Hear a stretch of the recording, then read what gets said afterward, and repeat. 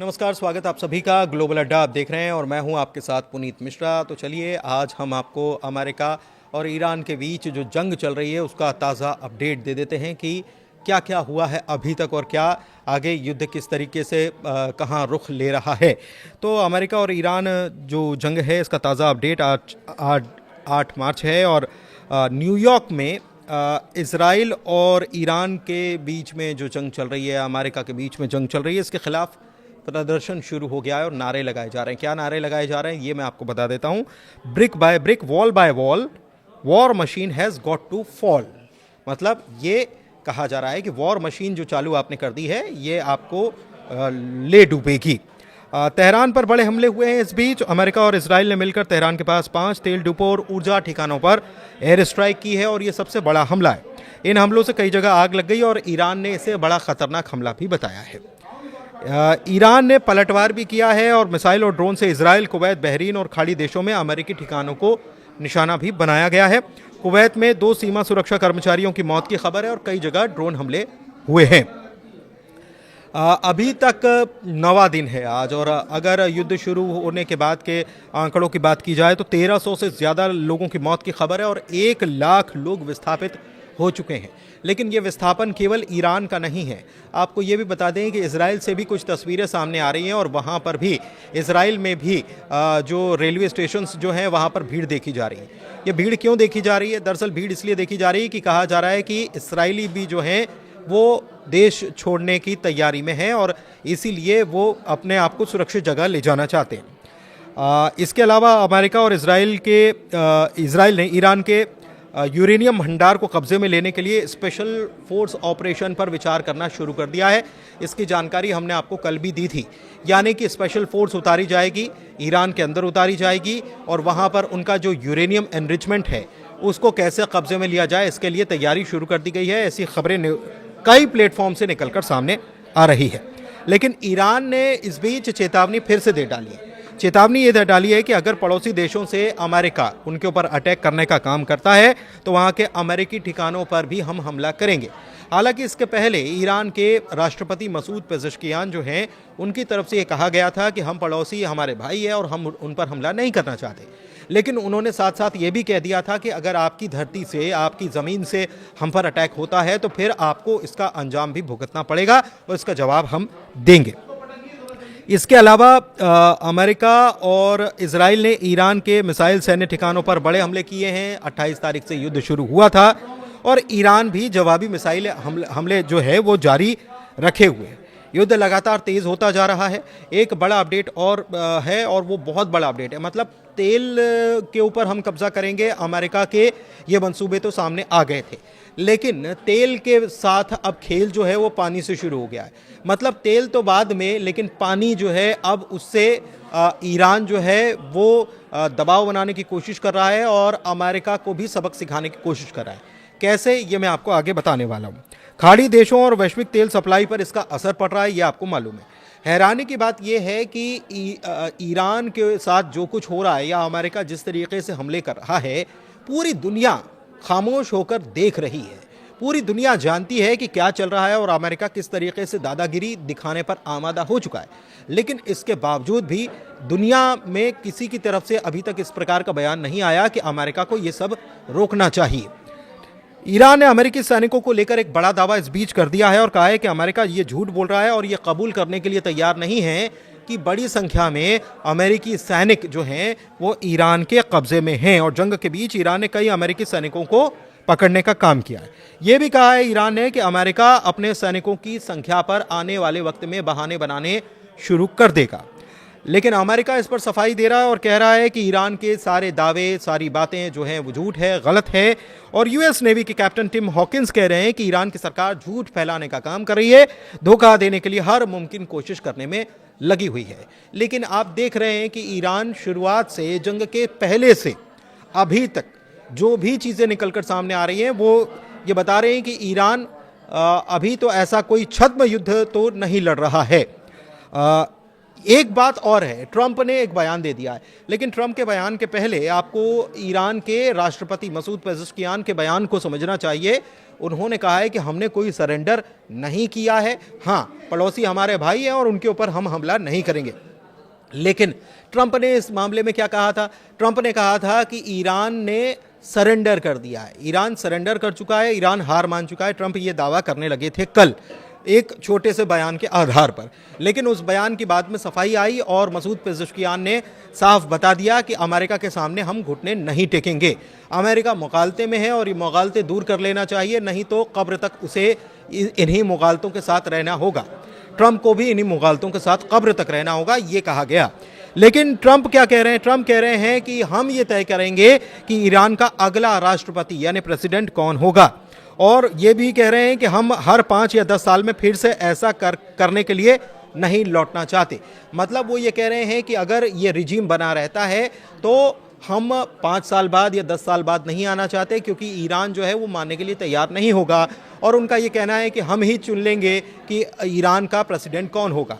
लेकिन क्या ये हो पाएगा? अभी हालात तो ये साफ तौर पर नजर नहीं आ रहे, क्योंकि ईरान लगातार जवाब दे रहा है। ईरान के ऊपर जाहिर सी बात है कि एक बड़ा हमला, कड़ा हमला किया गया अमेरिका और इसराइल की तरफ से, और उसके तेल ठिकानों को निशाना बनाया गया।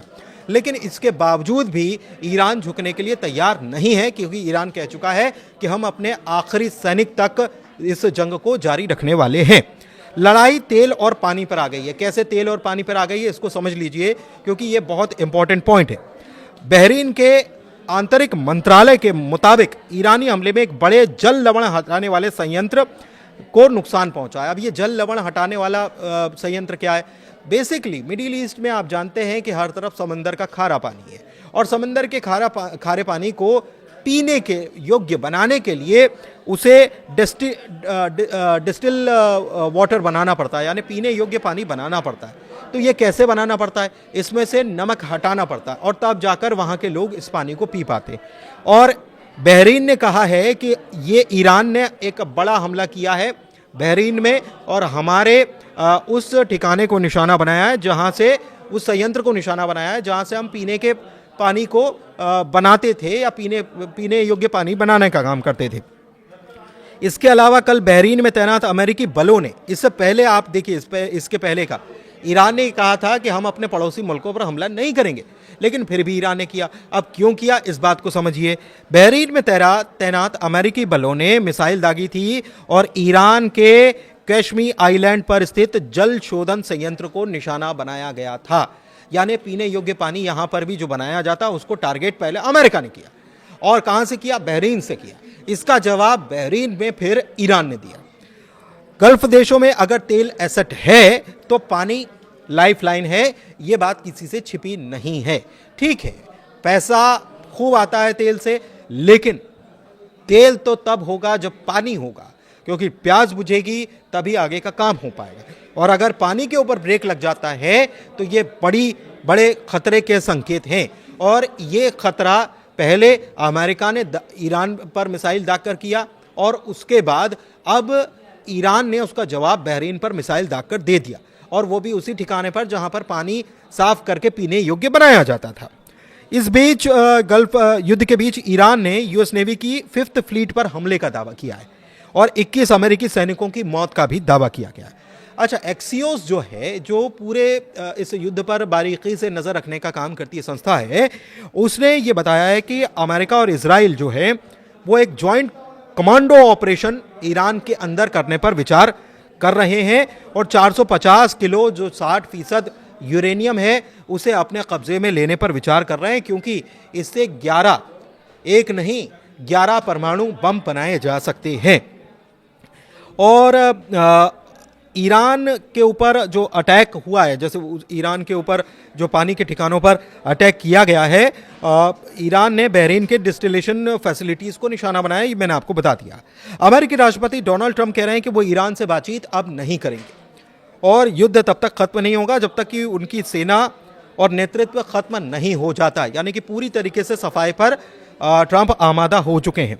तनाव बढ़ा है, और सऊदी अरब ने ईरान को यह चेतावनी दे दी है कि अगर उसके हमले जारी रहे तो वो भी जवाबी कार्रवाई कर सकता है, ये चेतावनी दी है। अच्छा, इस बीच ये एस्केलेशन कैसे बढ़ता हुआ नजर आ रहा है, इस बात को समझिएगा जरा। इस बीच सऊदी ने जो कहा है उसी के साथ आपको याद होगा कि पाकिस्तान और सऊदी के बीच एक डिफेंस पैक्ट हुआ था। इसमें कहा गया था कि आपकी धरती पर हमला होगा तो हम आपकी सुरक्षा करेंगे, हमारी धरती पर हमला होगा तो आप हमारी सुरक्षा करेंगे। इस बीच पाकिस्तान के आर्मी चीफ जो हैं आसिम मुनीर, उनकी तरफ से एक बयान निकलकर सामने आया है और उन्होंने कहा है कि अगर एक बार फिर से ईरान की तरफ से सऊदी के ऊपर मिसाइल लॉन्च होती है या हमला लॉन्च किया जाता है तो पाकिस्तान भी ईरान को टारगेट करना शुरू कर देगा। तो ये इस्लामाबाद से ये बड़ी खबर निकलकर सामने आ रही है। लेकिन आपको ये भी मालूम है कि ईरान और पाकिस्तान के बहुत अच्छे ताल्लुकात हैं। क्या सऊदी से अच्छे ताल्लुकात हैं? क्या अगर सऊदी की ज़मीन से कोई हमला अमेरिका करता है ईरान के ऊपर और ईरान उसका जवाब देता है तो क्या पाकिस्तान इस युद्ध में कूदने की कोशिश करेगा या कूद जाएगा? एक बड़ा सवाल ये भी है। आईडीएफ ने तेहरान फ्यूल फैसिलिटी के ऊपर हमला करने का जो है वो कंफर्म कर दिया है कि हमने हमला किया है। और ऑफिशियल स्टेटमेंट आईडीएफ की तरफ से आया है जिसमें बताया गया कि हमने कई सारे फ्यूल स्टोरेज फैसिलिटी को तेहरान में बीती रात निशाना बनाने का काम किया है। और ये आईडीएफ की तरफ से ये भी दावा किया गया कि ये जो तेल फैसिलिटी जिनको निशाना बनाया गया वो किस लिए थी, वो किस काम आती थी। तो ये भी आईडीएफ ने बताया है और बताया है कि ईरान में जो मिलिट्री है उसको यहीं से तेल की सप्लाई होती थी। मतलब पूरी मिलिट्री को सप्लाई करने का काम इसी जगह से होता था और इसीलिए हमने इसको निशाना बनाया है ताकि ये ईरान की जो सैन्य क्षमता है उस पर कहीं ना कहीं ब्रेक लगाया जा सके। उसको अगर ईंधन की सप्लाई नहीं होगी तो ईरान की सैन्य क्षमता काम नहीं कर पाएगी। और इसीलिए ये कहा जा रहा है कि हमने इसलिए इसको निशाना बनाया है और रिफाइनरीज को निशाना बनाकर एक बड़ी चोट हमने ईरान को देने का काम किया है। एक बड़ी खबर और है और वो बड़ी खबर है अमेरिकी प्रेसिडेंट डोनाल्ड ट्रंप की तरफ से, जो अब इस बात पर विचार कर रहे हैं कि ईरान का खर्ग आइलैंड जो है उसको कब्जा लिया जाए। ये एक बड़ा ऑयल एक्सपोर्ट पर्शियन गल्फ के क्षेत्र में देखें तो एक बड़ा ऑयल एक्सपोर्ट का ठिकाना है। ये एक्सियोस जो है एजेंसी, उसकी तरफ से ये जानकारी, उसकी रिपोर्ट की तरफ से जानकारी आ रही है कि अमेरिका इस बात पर भी विचार कर रहा है कि इस आइलैंड को ही कब्जे में ले लिया जाए। तो आप समझिए कि चीज़ें जो हैं वो तेज़ी से बढ़ रही हैं, लेकिन तेल का खेल जो है वो पानी पर आ चुका है और कैसे चीज़ें बदल रही हैं वो सामने आ रहा है। ईरान ने अपने हमले जारी रखे हुए हैं। अमेरिका भी कह रहा है कि जब तक तोड़ेंगे नहीं तब तक छोड़ेंगे नहीं, लेकिन ईरान ने साफ कह दिया है कि मैं झुकेगा नहीं। अब ये एस्केलेशन लगातार बढ़ता जा रहा है, लेकिन सबसे बड़ी बात यह है कि क्या पाकिस्तान इसमें कूदने की हिमाकत करेगा या पाकिस्तान इसमें कूद जाएगा, क्योंकि साफ तौर पर कह दिया है कि सऊदी पर हमला होता है तो हम उसका जवाब ईरान पर हमला करके देंगे। लेकिन ईरान ने कह दिया है कि अगर सऊदी से हम पर हमला होगा तभी हम उस पर सऊदी पर हमला करेंगे, वरना वो हमारे भाई हैं। तो अभी तक के अपडेट आप तक पहुंचाए हैं। कैसा लगा अपडेट बताइएगा ज़रूर। बहुत शुक्रिया।